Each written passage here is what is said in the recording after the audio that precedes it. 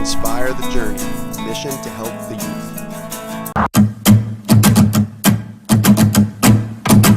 Some kind of leather strap. Oh, I just broke it. I like your horns. They come in peace. And look at that. That's a fatty. I've had worse ideas before, but this is pretty bad. Double silver day already. Good one, Ryan. And do you have your toothbrush on you? You know, I think that's the one thing I forgot. Yeah. This is awesome! What's going on, beautiful people? It's Rye with Inspire the Journey, as if you don't know. So this video is named Metal Detecting. So you can probably guess that the video is about metal detecting. Anybody interested in getting into the hobby, I highly encourage you to watch our video.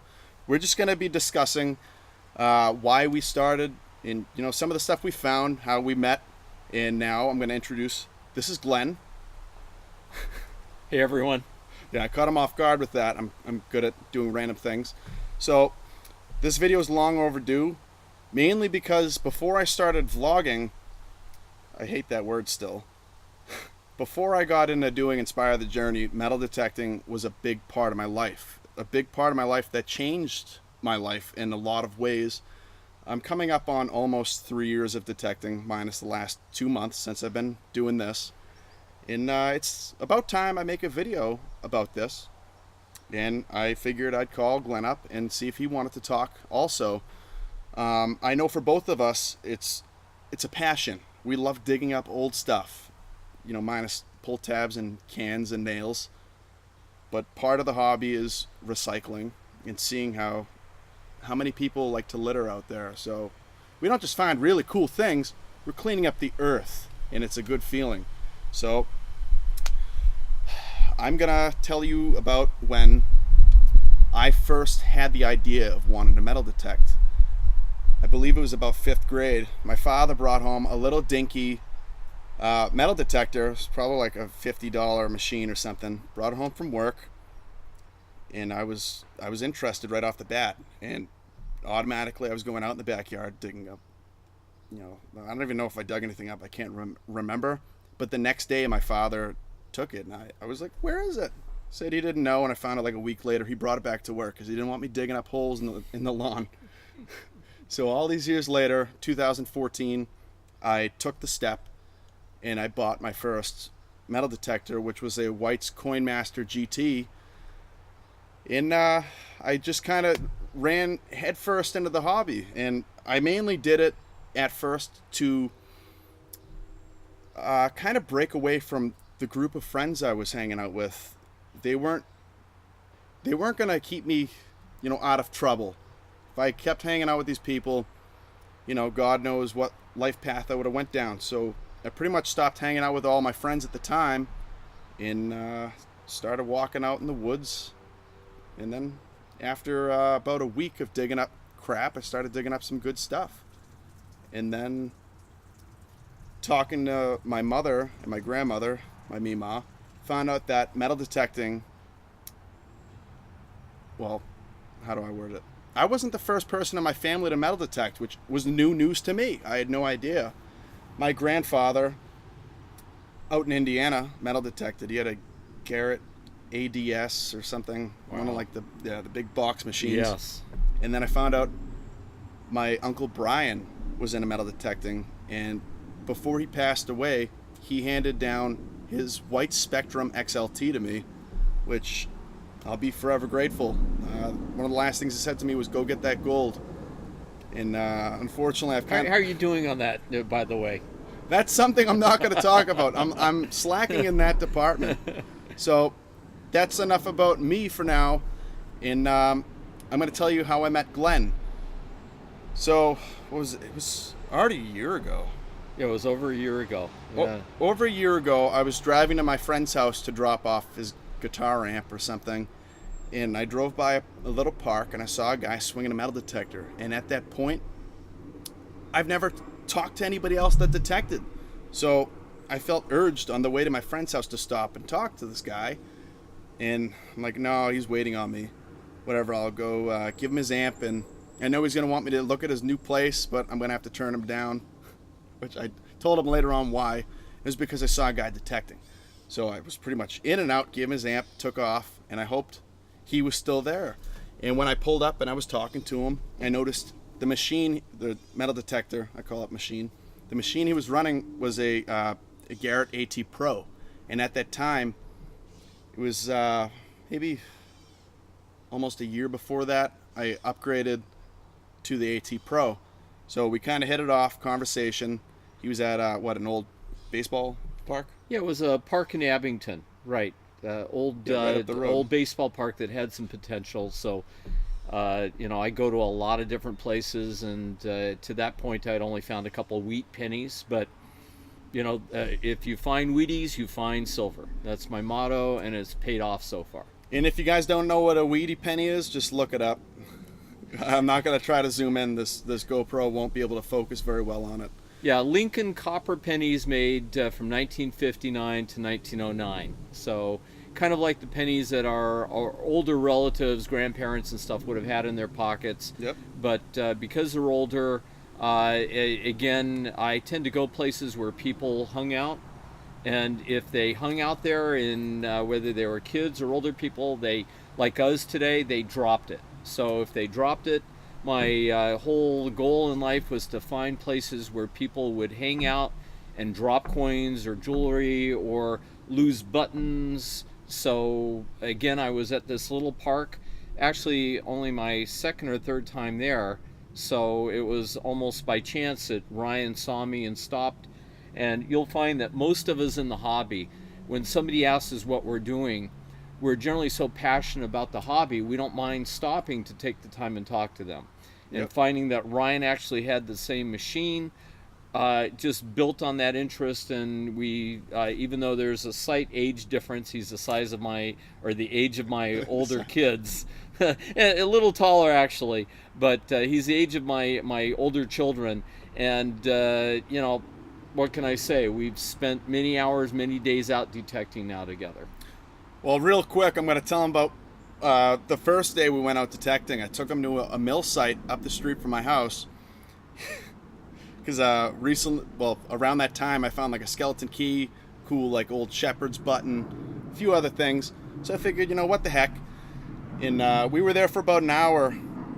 And I think he was bending over digging something. I'm like, Glenn, don't move. So he slowly looked over his shoulder. There was a big fat skunk walking right by us. Thank God that thing didn't spray us. That would have been kind of memorable actually for like our first time going out digging together. But luckily we didn't have to experience that. But from that point on, I started telling Glenn how I did a bunch of research into like historical areas of my hometown. Ended up finding an old area where there was a train station. In my research, I found out that my town didn't just have one train station. It was 3 or 4. I'm a little rusty right now. But I found an old abandoned section of a street. Ended up telling them what I found there. Found some pretty cool old stuff. And I have a display at the Historical Society in my town where all that stuff is. And from there on, we ended up just kind of mapping out areas. We're just going out to random parks, finding old King George coppers and some random 90% silver coins and whatnot. Your first gold ring. Yeah, my first gold ring, my only piece of gold I found, which is only 10 carats, which he can show me up on that. He mastered the AT Pro very quick, which I give him a lot of credit on. It's an easier machine to use, but it does definitely take skill to decipher whether something's a nail. When you say quickly, hundreds of hours later, I mastered the machine. But it's all about the time. It's like anything, a hobby or a passion or a profession. Most people are not naturals. You No. have to take the time. And metal detecting is a hobby that you have to take the time, learn your machine, learn what the signals mean, and then dig everything. They say this in the hobby, but you have to dig 1,000 pull tabs before you dig your first ring. You have to dig 100 nails before you find, for example, a silver or copper coin that's right next to the nail. Or a buckle. This guy's found cool buckles too. Or buckle, yeah. So basically, regardless of whether it's a coin or a piece of jewelry or a relic, And what we consider as a relic is anything that's a non-coin or jewelry item. It could be a nail. A nail's a relic. A horseshoe or an ox shoe is a relic. And so we're looking for all of these type of items, because very rarely do you find something that actually has any true monetary value, Yep. other than its gold or silver content. But what you're doing is that you're retrieving and saving history, because especially relics, whether they're iron or brass or copper, eventually in the ground they're going to fall apart, they're going to disintegrate. So by recovering them, you experience not only a personal satisfaction, but like in Ryan's case, he has a display case in the Stoughton Historical Society where he displays these items, so other people get to enjoy it. With me, most of the stuff I find, my friends, my family enjoy it, but Ryan's taken it to that next level, and his display case is really good. It's not the best, but a lot of people like looking at the stuff. You know, even out at that first site where the display case is, that's where I found my first large cent in, was it King George copper or something? I don't know. I'll end up showing you guys a photo. I think I have one on my computer. I might have a video clip actually showing the displays also. But I'm going to add to what he just said about the whole hobby. And this is what a guy named Tony that worked at the White Store in Stoughton told me when I first got into the hobby. He said it's all about location, location, location. If you're looking for just basic newer coins, you go to a park or a playground. Looking for play jewelry, cheap jewelry, playground. If you're looking for old colonial relics and coins and musket balls and stuff, you need to do your research. Well, research helps. You can just walk out in the middle of the woods and just swing the detector. That's what I've done a handful of times, including with the last site where I found most of my good finds, which I'll end up throwing in a video clip. Found a bunch of like old Irish settler coins. They're called Hibernia coins.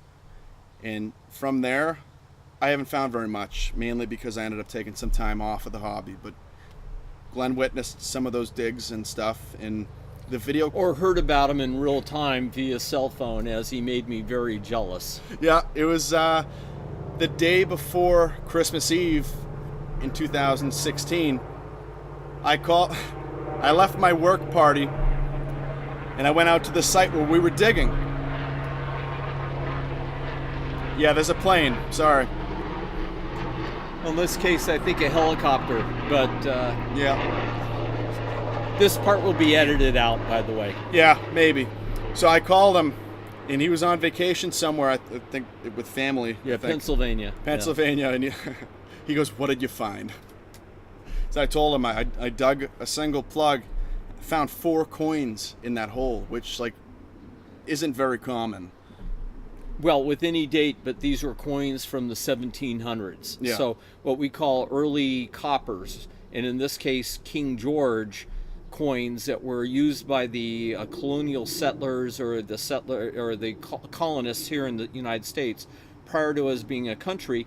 Obviously, primarily we used coinage from England, and a lot of the silver coins came from Spain, who produced a lot of silver coins that were used here. So when we find a penny or nickel that was dropped yesterday, we're now hoping to find coins that were dropped 200-300 years ago. That again, when you find them, it's a thrill. It really makes you think, what was this guy doing to lose it to begin with? Because some of these coins, a penny doesn't sound like a lot, but in 1740, a penny would buy you a nice dinner. Mm-hmm. Okay, a nickel would buy you a great pair of shoes. Yep. A silver real, could buy you, many things. But part of it is that, again, is not only locating lost items or things that have been dropped years ago, but actually trying to recreate in your mind, how did this get here?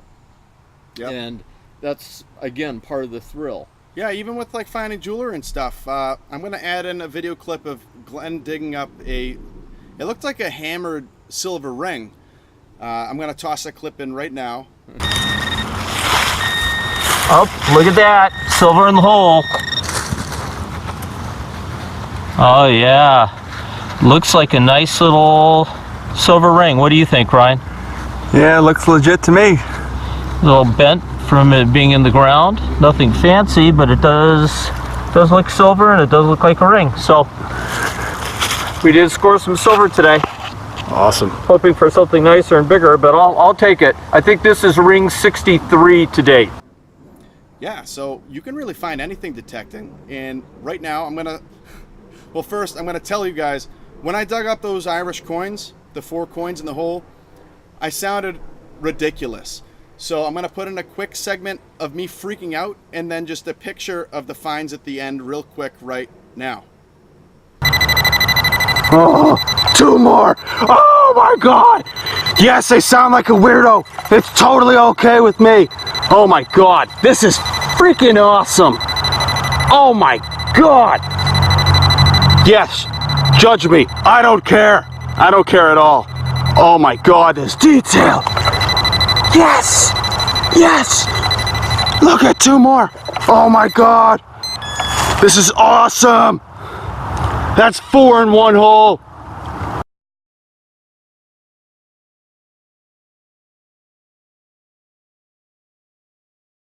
See, I get really excited.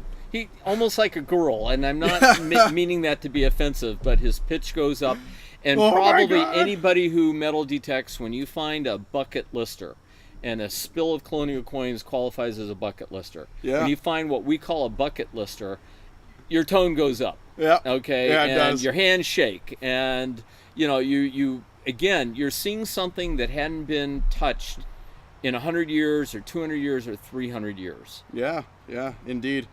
Yeah, and I hope you like the Santa hat too. I started putting myself out there like crazy in some of my videos because deep down I knew eventually I was going to have to do something where it came to public speaking. Well, not really public, I'm talking to a camera, but it's for the public. Sounding ridiculous on camera actually helped me break into doing the Inspire the Journey vlogs, which I ended up talking to Glenn about it out like in the woods one day, and he was fully supportive. And because of that, I made a special edition t-shirt right here that nobody else is going to get this color, because for now on any of the shirts I'm selling are going to be in gray. In this style, I'm not making very many of them at all. And these are all handmade, not made in China by the thousands.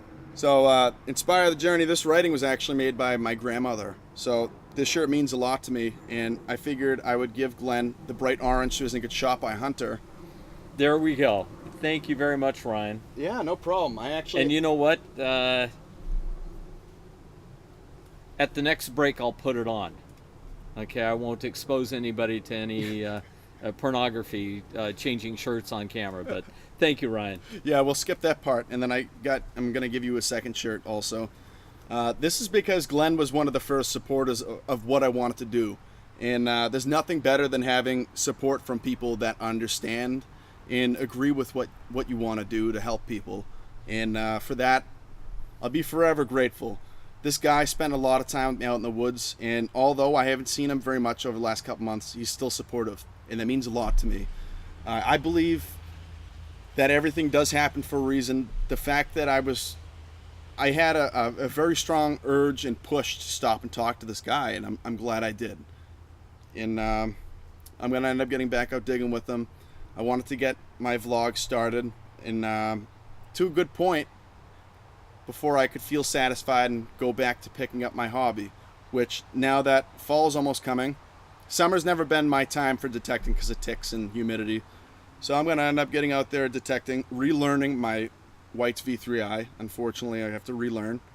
And then you guys will end up seeing more of Glenn, because I'll be out detecting and then, taking a 20-minute break, shooting a vlog, talking about a subject, and then going back to detecting, doing both passions at the same time. So I'm going to stop this clip and then get a quick clip of some of his finds over here, and I'm going to splice it in. All right, guys, so here's the finds. This bin right here is all weedy pennies. That's probably like at least 500. No, it's, I think, about 1,100. Oh, wow. Okay, I can't guess. So all of this stuff in this case, except for this guy here, is it 90% Most of them are 90% silver coins. These are the silver coins that I found over the last 2 years. And yeah, I keep them in a display. I want to see them every day. And except for this guy, can kind of focus. It's 1852. Can't really focus that well. Yeah, this is really, for metal detectorists, is a true bucket lister. That's my first and only gold coin that I found to date in an old apple orchard. And it's a $2.50 gold piece. I feel sorry for the guy who lost it. It was probably a day's wages back then. But yep, no, real excited to find it. But what you'll see here is that these are all coins that I have found metal detecting that were buried in the ground. Another coin that I really like is my oldest silver coin to date, which is a 1737 2 real Pistarine coin that was made in Spain and then sent back to the New World for use in the colonies. That is so cool. Another coin that I just found in the last month, and again, not that you'll make a living off of it, but this is an 1896 S, which means it was minted in San Francisco, Barber quarter. That actually is my most valuable coin to date. It's, depending on condition, it's worth anywhere from $600 to $900. And not that I sell anything, because I don't, but if I'm ever eating tuna fish versus cat food, I will sell that so that I can upgrade to a Happy Meal. Oh my God. See, Glenn got good jokes just like me, everybody. Except mine aren't so good. So I'm going to show you 2 more coins here. I believe I was with you when you dug up one of these. Was I with you when you dug up the Trime?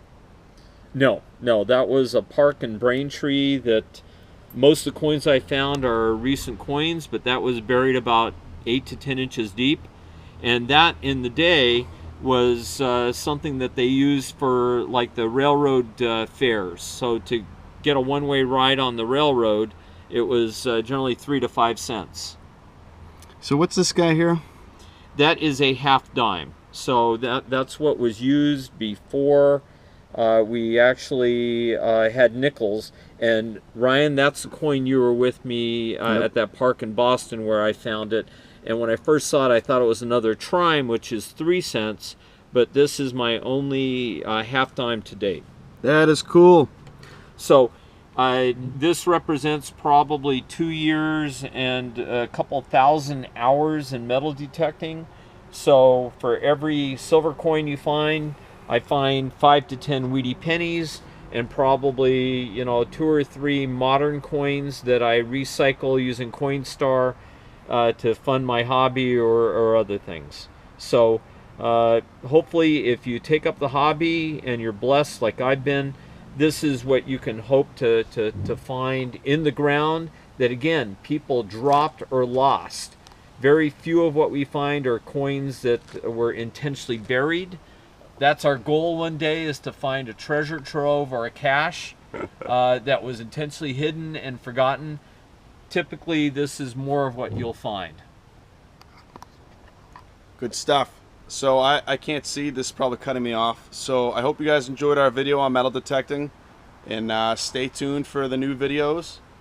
So God bless, take care, and I love you all.